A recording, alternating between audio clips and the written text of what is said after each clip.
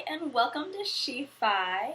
If you can't tell by our clothes, this week we're going to be talking about Star Wars The Force Awakens.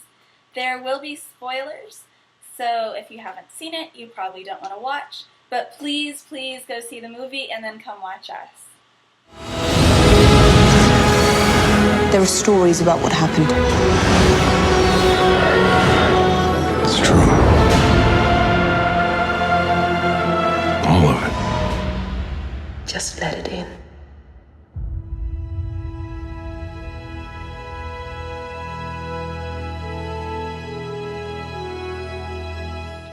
So yeah, Amy, we have a special episode this week. Yes, we do. So, and we also have a special guest here today. I'd like to introduce the famous director and writer, J.J. Abrams. Yay! JJ, it's so great to have you on the show. Yeah, I can't believe that we actually get to interview J.J. Abrams. Well, I felt like I had no choice.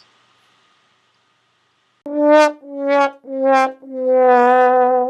know, a good friend will go see The Force Awakens with you on opening day in theaters, but an exceptionally good friend like Sarah will help you stalk down J.J. Abrams, kidnap him, tie him up, so you can hold him hostage in your basement. Thanks, Sarah. Yeah, I was going to get you a comic book this year, but I thought this would be so much better.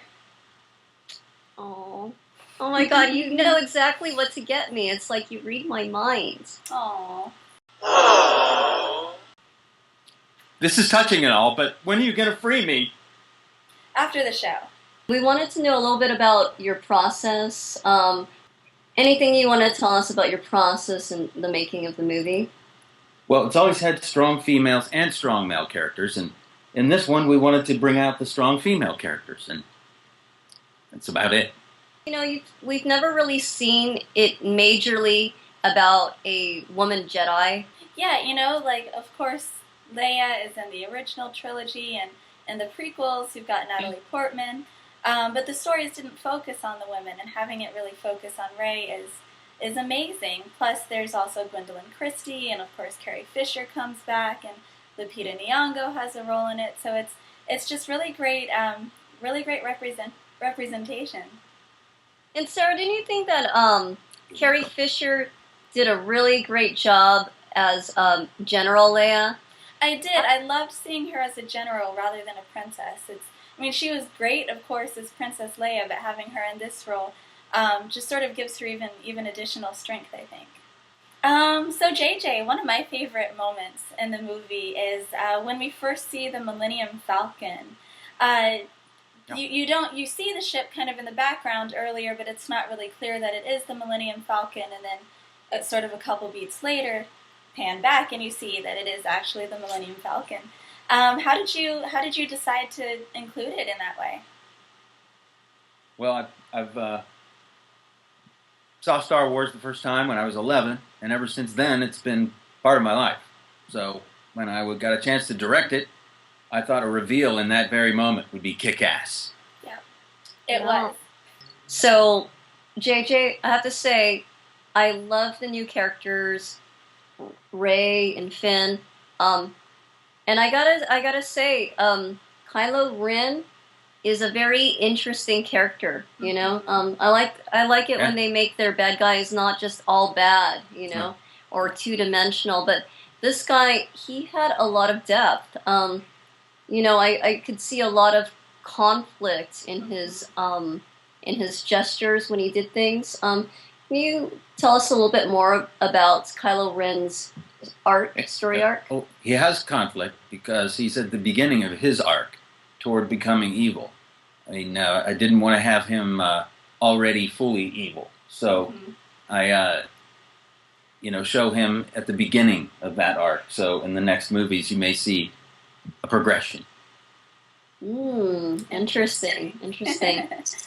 I just have to ask, though, I remember just having this feeling when Kylo Ren killed off Han Solo. Yeah, it was pretty devastating. It's going to be part of his arc. I can't give too many things away. I don't want to give spoilers away, but it was really important that happened. It's part of the natural arc in the story, and we'll see coming up in episodes 8 and 9.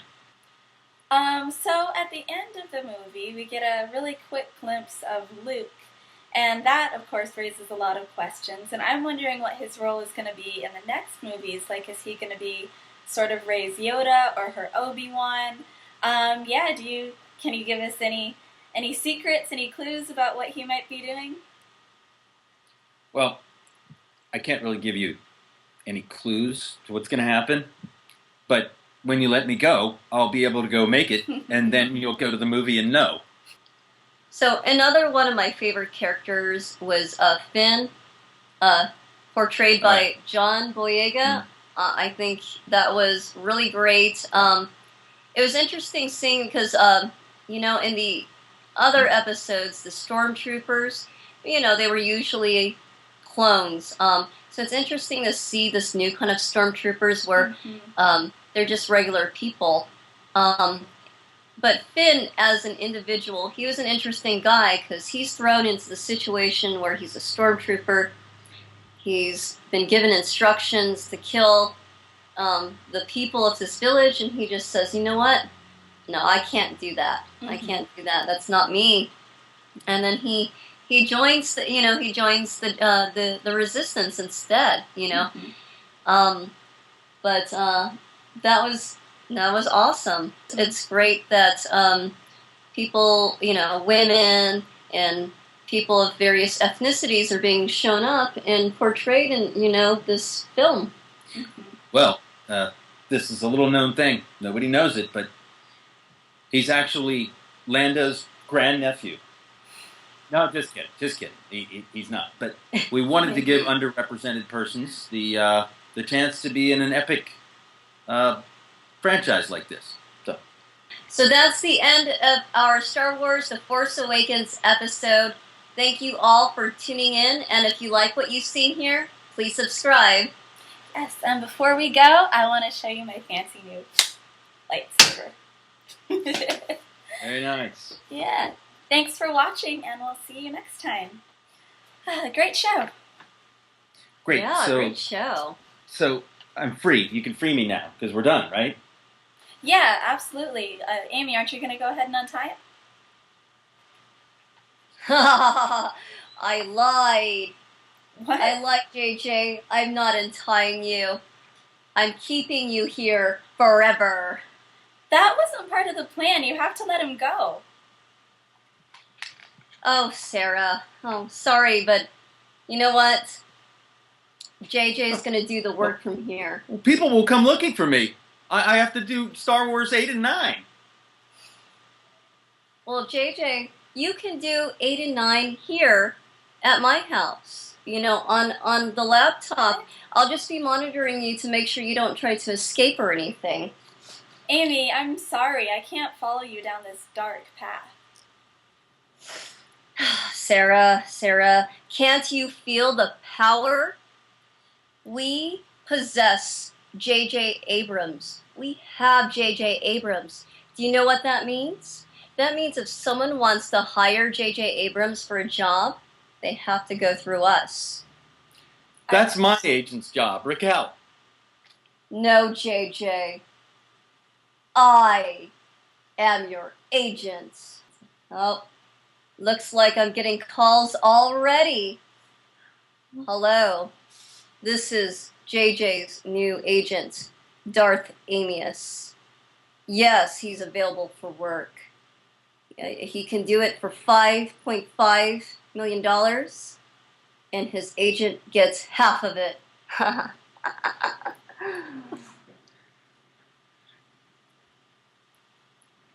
Sarah, I need to escape. There's a lightsaber across the room. Wait, a real lightsaber? Mine's through just my a tie. toy. Use the Force, JJ. Use the Force.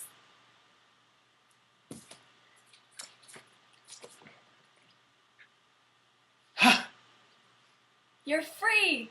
Run! Put down that lightsaber, JJ.